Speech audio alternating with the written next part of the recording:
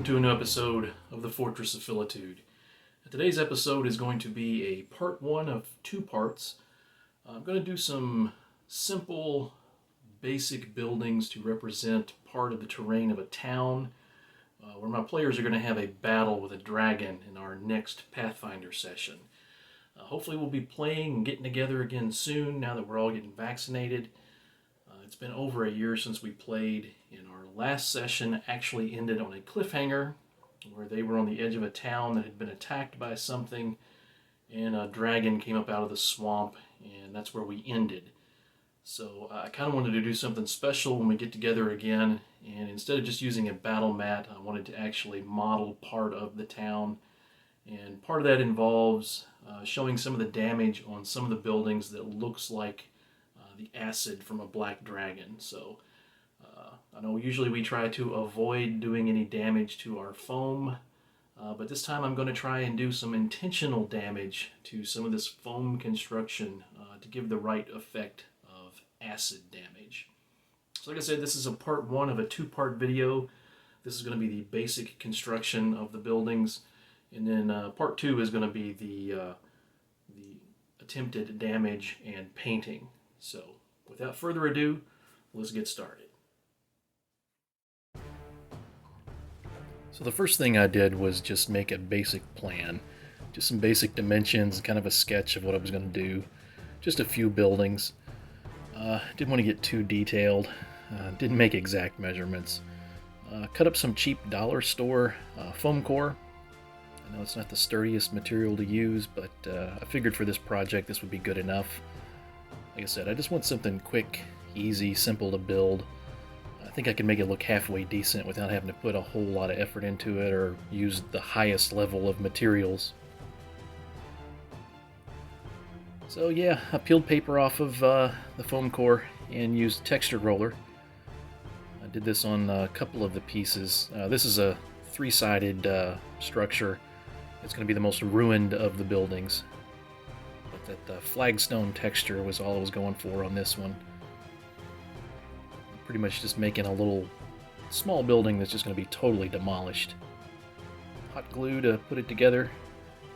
Didn't worry about beveling the edges, and I didn't really do that on any of the buildings. I could have to make them fit together better, but I had some ideas on what I was going to do for those corners.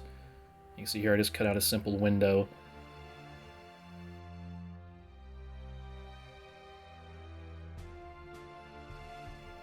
And I started working on the other buildings. This one I decided the base foundation of the building would be stone, and the upper level, or I guess the upper half of the main level, would be wood plank. I'm not going with the normal wattle and daub look of Tudor-style houses.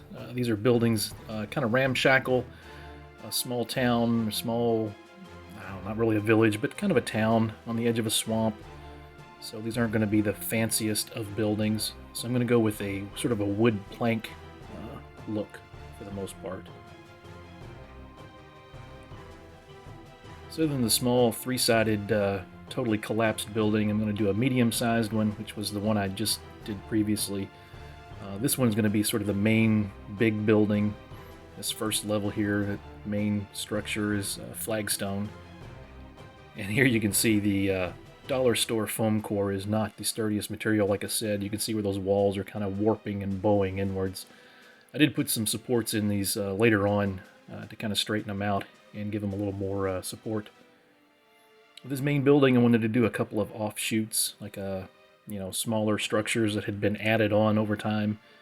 This one I went ahead and beveled the edges just to see what it would look like. I still was going to do something on those corners, so it kind of didn't matter. Going to have that small addition, and then you can see there another addition and a top floor. And for the corners there, I cut up a bunch of XPS foam. Actually just used a knife with some old scraps. And then for the main buildings that are going to have stonework, I did do those these L-shaped pieces on the Proxon. Drew in some basic stone block detail, and then used the aluminum foil there to texture them. I'm going to put those on the corners to look like they're the supports or the corner foundations of some of the buildings. And the rest of them will just be timber. You can see here on the small ruined building, I did that with it. Just some hot glue, easy enough. Put those on the corners. It covers up that ugly crease where the foam core pieces come together. I did go along later too and kind of trim the top edge there again to make the top edge of the wall kind of match and even out with these corner pieces. You also notice I didn't put any bases on any of these buildings. I want to be able to drop them on a variety of different terrains and different types of battle mats. Bases would have made them a little more sturdy, but like I said, I wanted them to be a little more versatile. You can see there where I've put braces inside some of the buildings there to kind of push the walls back out and make them a little more square.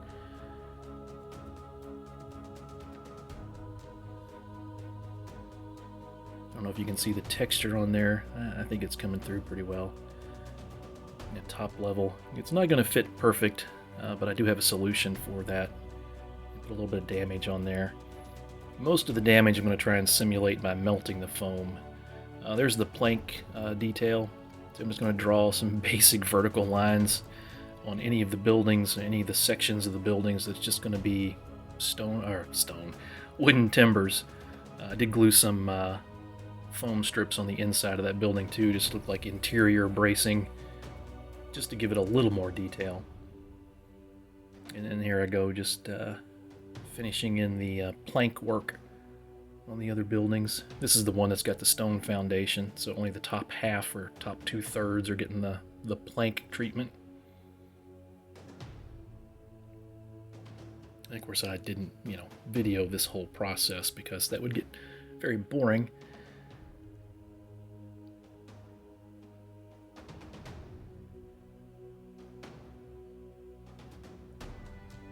And the main structure there, little outbuilding. See, I put the timbers there on the building, or the little outbuilding there, addition. That's just timber. I'm not even sure if I'm gonna attach those permanently with hot glue or not, the additions, because I may want to reconfigure them or use them for different things in the future. I know we'll be kind of limited on how I can use these in the future just because of the way I'm going to damage them. It's not like I can throw them down in any scenario, but we'll see. So now I needed to do the roof line, so just drew out some basic triangles there, measured for the width of each of the different buildings I was making. Easy enough. Cut all those out. Peeled off the paper on one side because I had to continue my plank texture by drawing in with the ballpoint pen. See, they're just an old ruler just to draw a straight line. I didn't really measure any of these. I wasn't worried about precision. I wasn't worried about everything matching up to be exactly the same size. Just eyeballed it. For the most part, it turned out okay. I don't think it's going to matter. These are mostly, like I said, ramshackle buildings anyways, so they're not going to be perfect. You see there where I hot glued the top level on, and then I'm using more foam strips, XPS strips, kind of like I did on this building, to add some more detail and to cover up where they come together. And there's a chipboard roof. Did the same thing with the other buildings. I just used chipboard, scored it down the middle to fold it more easily. You can see I started doing some cutouts to show where some of the damage is on the roof. So I got to do that one. And there's the medium building, still got to do the damage on it. And there's, after I've cut holes in the rest of these, now I realize the problem with this big hole in the roof is you can see right inside there, and you've just got the braces. I didn't want to put a floor in there, I didn't want to put too much detail, so I just hot glued some chipboard into the top, and I'm going to put a pile of timbers in there. It'd be enough detail that when you kind of catch it out of the corner of your eye, you kind of glance at the building, you see the collapsed woodwork on the inside, and you don't think too much about how much more detail should actually be in there. I'm certainly not worried about playable interiors. Everything's going to be happening outside. So yeah, just a glob of hot glue in there, and then just piled in a bunch of XPS strips to look like collapsed wooden timbers. And then had to hot glue some in there on the insides of the roof just to make it look like, yeah, this was an actual roof that got crushed. Not too super worried about the actual architecture, or if things are constructed the way they should be in real life. I'm just going for what looks good. And the same thing with this building. These exposed areas. On this one, I'm thinking about someday in the future, if I wanted to use this building for something else, I might build a chimney that can attach to the outside of it just to cover up that damage, so I can use it as a more regular building. We'll see. And doing the same thing with this roof. It's hard to get my fingers in there sometimes, but I managed. Sometimes I had to use the tweezers, but with a little bit of hot glue, it's easy to get it stuck in there, and then it'll hold itself in place.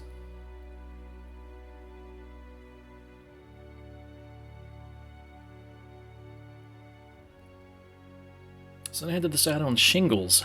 First I thought I would try something simple with this old manila folder. It's basically essentially cardstock material. It's thinner than cereal box. Not as hard as chipboard. So I thought I'd try it out and see what it looked like, especially since I'm just trying to go for, like I said, cheap and easy.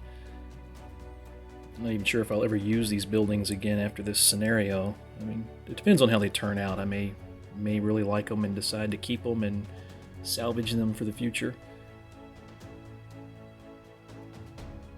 You never know. But yeah, I think I made these 1/2 inch width, and then ended up cutting them about 1 1/4 inch long for the overlap. This is probably the only part of the build that I actually tried to measure anything and try to keep it somewhat precise. So I cut the individual shingles apart, and then in a very, well, I would say very tedious, but somewhat tedious process, went through and then kind of nicked and carved the edges with the X-Acto knife just to give some variation to all of those different shingles. Little nicks here and there, cut some of them shorter than the others. That way it doesn't look too uniform. And I decided to keep these in strips. I thought it would go a little bit quicker rather than cutting them all out individually. So I started with this small little addition, since I knew it would be easy to redo if it didn't turn out the way I wanted, or if it just ended up not looking right at the end. But it worked out.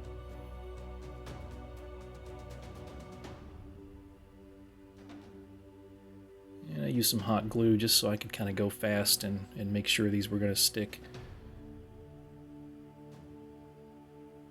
At least I thought I was going to. The hot glue gun wasn't heating up fast enough, so I thought, you know what?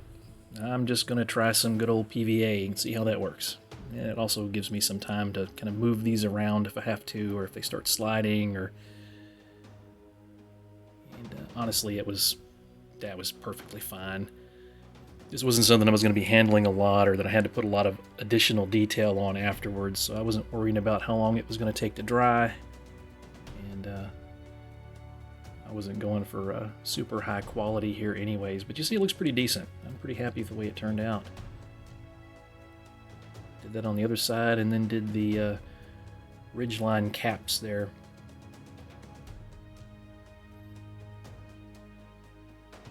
And since this is kind of, cardstock material, I could just kind of fold it and it holds its shape. I could still use the PVA glue. I didn't have to worry about it popping loose. And did the same thing on the other building addition. And doing them in strips kind of helped too, especially when I had to go around the damage in the roof, since there's a big hole there. Easy to just kind of cut out an eyeball.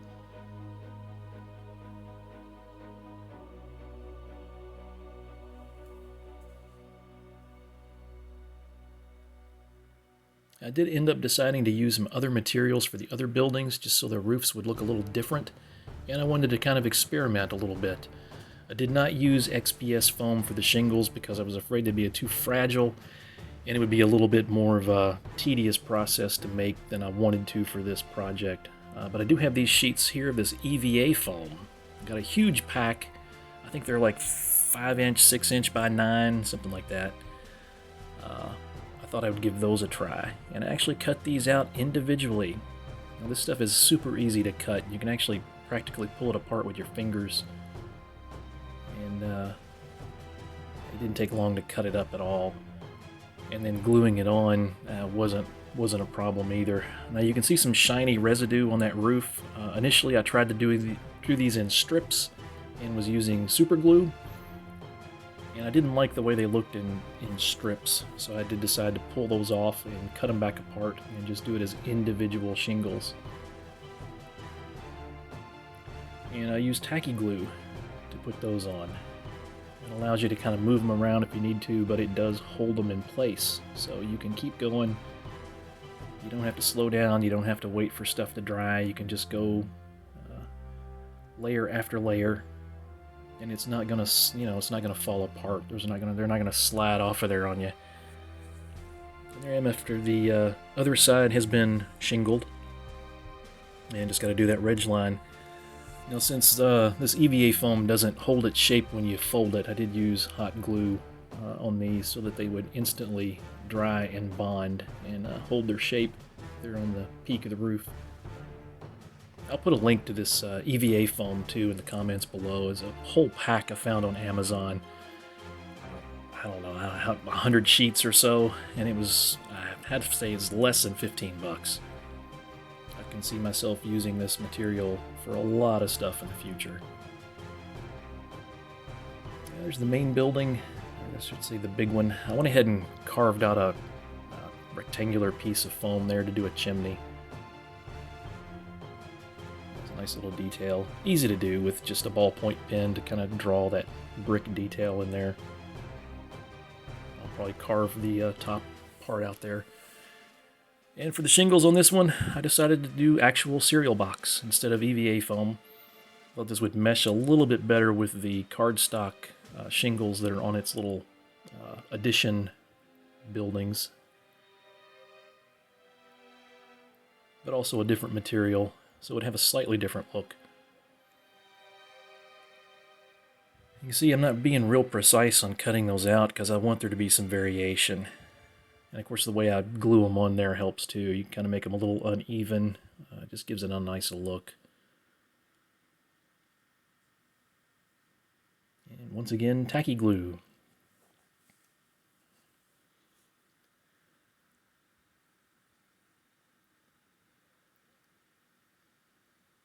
I never knew making shingles was going to be so easy. You see, you've got a lot of different ways you can do these types of projects.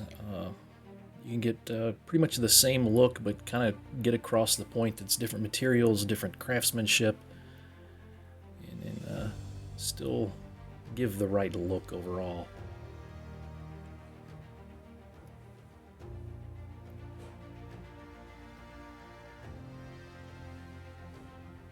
And once I had the whole thing done, once again, just the ridge line.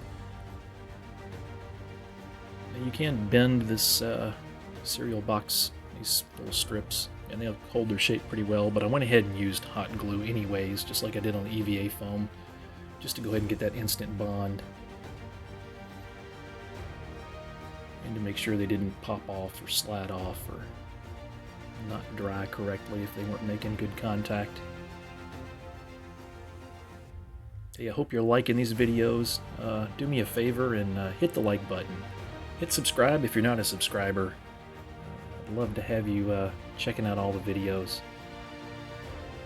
And if you don't like them, you can hit the dislike button too. I don't mind. And there we are. There is the basic construction of all three buildings. It's the smallest and most demolished. The big building with its additions. And then the other sort of medium-sized building. So that's going to be it for this part 1 video. Part 2, I'm going to, finish painting these and doing what I can to simulate the acid damage. I'm also going to be putting windows and doors in there. And if I have enough time and the video doesn't run too long, I'm going to be making some wooden palisades to go along with it as well. So thanks. We'll see you next time on the Fortress of Filitude.